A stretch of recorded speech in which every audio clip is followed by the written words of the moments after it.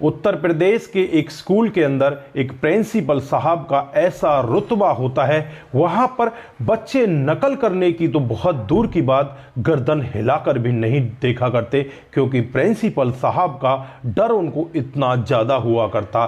दोस्तों, अब प्रिंसिपल के रुतबे की वजह से ज़्यादातर स्कूल उसके स्कूल में अपने जो सेंटर होते हैं उनको नहीं आने दिया करते, दूसरे स्कूलों में वो खुश हुआ करते। अब यहाँ पर इसका जो होने वाला दामाद होता है, जिसके साथ इसकी बेटी की सगाई हो चुकी है लेकिन गोना अभी बाकी है, उसका सेंटर भी इसी के स्कूल में आ जाता है और एक दिन वो नकल करते हुए पकड़ा जाता है। प्रिंसिपल साहब खुद उसे नकल करते हुए पकड़ लेते हैं। दोस्तों, उसके बाद उसे भी रेस्टिकेट कर देते हैं और यहाँ पर वो लड़का उनके सामने खड़ा हो जाता है और कहने लगता है कि मैं तो तुम्हारा दामाद हूँ, तुम ऐसा क्यों कर रहे हो? अगर तुमने मेरे साथ में ऐसा किया तो मैं तुम्हारी बेटी को नहीं लेकर जाऊंगा। दोस्तों, प्रिंसिपल साहब को यहाँ पर बहुत ज़्यादा गुस्सा आता है, गुस्से में उसको तमाचा लगा देते हैं। उसके बाद जो इनके जीवन में होता है, कभी किसी ने कल्पना भी नहीं की थी। दोस्तों, अगर आप लोग भी पूरे मामले को जानना चाहते हैं तो वीडियो को जरा सा भी स्किप ना करें, लास्ट तक वीडियो को जरूर देखिएगा। दोस्तों, आगे बढ़ने से पहले हमारी वही रिक्वेस्ट कि जो हमारे चैनल के साथ नए हैं, कृपया करके चैनल को फॉलो कर ले, बेल आइकन को जरूर प्रेस करें। नमस्कार, जय हिंद। आप देख रहे हैं APH न्यूज राहुल रावत के साथ। दोस्तों, आज की जो हकीकत की घटना आप लोगों को बताने जा रहा हूं, उत्तर प्रदेश में एक जिला पड़ता है बस्ती, ये इसी के एक गांव की हकीकत की घटना है। यहां पर राम जनक चौधरी नाम का एक व्यक्ति, जो पेशे से एक स्कूल का प्रिंसिपल होता है, उसका जो रुतबा होता है वो इलाकों में चारों तरफ फैला होता है। उसका रुतबा यही होता है कि वो किसी को नकल नहीं करने देता, चाहे उसका कोई नजीकी हो, चाहे उसका कोई दूरी हो, चाहे रिश्तेदार हो, कोई भी हो, किसी को वो नकल करते देखता ही नहीं। अगर उसे कोई मिल भी जाता तो उसे रेस्टिकेट कर देता। दोस्तों, इसी तरह से उसका रुतबा चल रहा होता है। उसकी एक बेटी होती है जिसका नाम रश्मि होता है। दोस्तों, रश्मि उस समय 10वीं क्लास में पढ़ती है और इसका जो दामाद होता है होने वाला, उसका नाम रवि होता है, वो 11वीं क्लास में पढ़ता है। इन दोनों की सगाई यहाँ पर हो जाती है, क्योंकि जो रवि के पिताजी होते हैं वो फौजी होते हैं, बहुत अच्छा पैसा इनके पास होता है। तो यहाँ पर राम जनक चौधरी बड़े खुश होते हैं और अपनी बेटी की सगाई यहाँ पर रवि के साथ में कर देते हैं।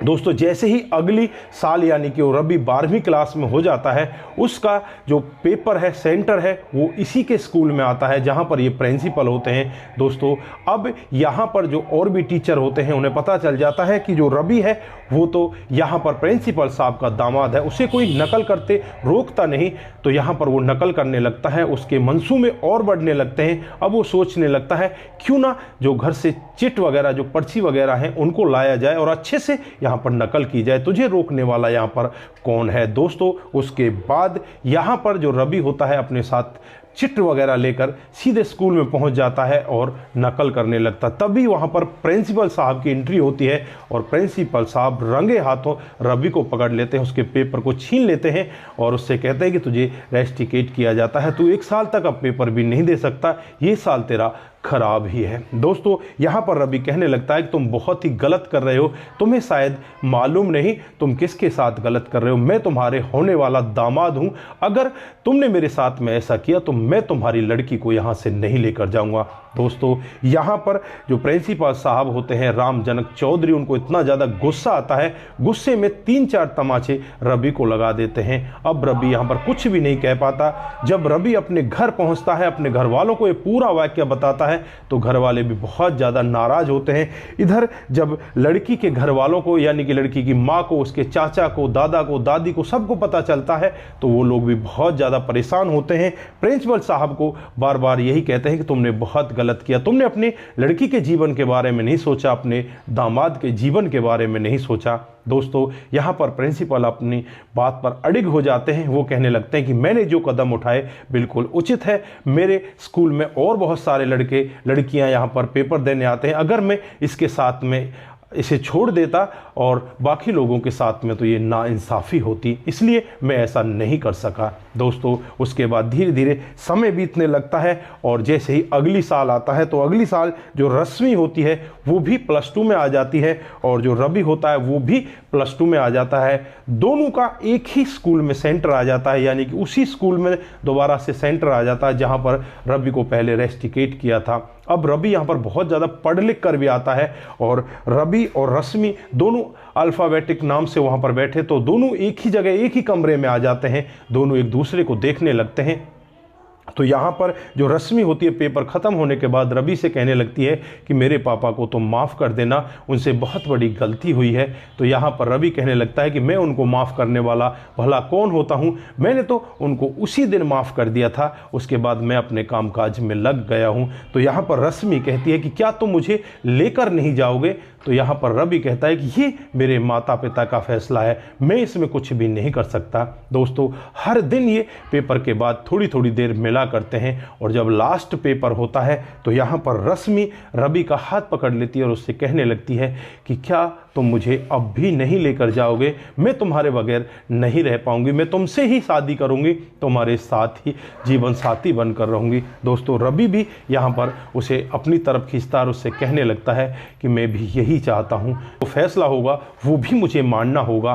दोस्तों उसके बाद ये दोनों एक दूसरे से दूर हो जाते हैं और फिर यहाँ पर जो रवि होता है अपनी पढ़ाई के लिए लखनऊ चला जाता है, वहाँ पर वो अच्छे से पढ़ाई करने लगता है और इधर जो रश्मि होती है वो अपनी पढ़ाई यहीं पर एक कॉलेज में एडमिशन लेकर स्टार्ट कर देती है। धीरे धीरे समय बीतने लगता है और जो रवि होता है वो लगभग 21 से 22 साल का हो जाता है। रश्मि की भी उम्र ऐसी हो जाती है।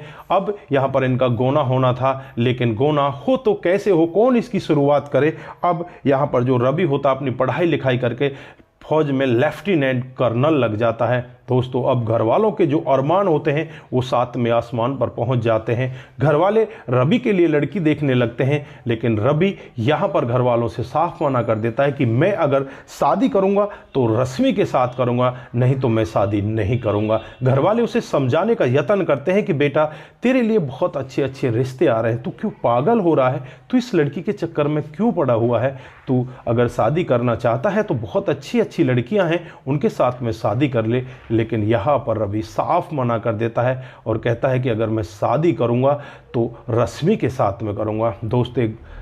दोस्तों घर वाले भी अब यहाँ पर रवि की बातों को सुनकर एकदम से समझ जाते हैं कि रवि यहाँ पर शादी करने वाला नहीं है। फिर वो उसी लड़की के घर अपने लड़के का रिश्ता लेकर जाते हैं, यानी कि गोने की बात करने के लिए जाते हैं। और जब यहाँ पर प्रिंसिपल साहब उन घर वालों को देखते हैं तो प्रिंसिपल साहब बहुत ज़्यादा खुश होते हैं।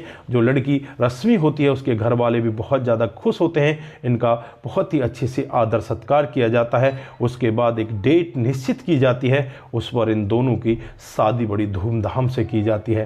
दोस्तों काफ़ी पुराने समय की बात है। अब इनको 2 बच्चे भी हैं और जो प्रिंसिपल साहब हैं वो अपने उसूलों के पक्के हैं। जब तक उन्होंने नौकरी की तब तक वो अपने उसूलों से जरा से भी ना डिगे। वो आज जहाँ भी हैं वो वहाँ पर बड़े अच्छे तरीके से हैं, रिटायर हो चुके हैं। दोस्तों यहाँ पर जो ये दोनों बच्चे हैं रवि और रश्मि, ये बड़े आराम से बड़े प्यार पूर्वक यहाँ पर अपने कामकाज को करने लगे हैं। जो लड़की है वो वहीं के एक स्कूल में टीचर बन जाती है। दोस्तों ये थी आज की एक छोटी सी कहानी। आप लोगों को कैसी लगी? अगर आपको जरा सी भी प्रभावित करती है, जरा सी भी अच्छी लगती है तो दोस्तों के साथ ज़रूर शेयर करके जाएं। दोस्तों आज के लिए बस इतना ही, फिर मिलते हैं किसी नए मोड के साथ। तब तक के लिए आप अपना ख्याल रखें, अपने परिवार का ख्याल रखें, सतर्क रहें, सावधान रहें। नमस्कार, जय हिंद, जय भारत।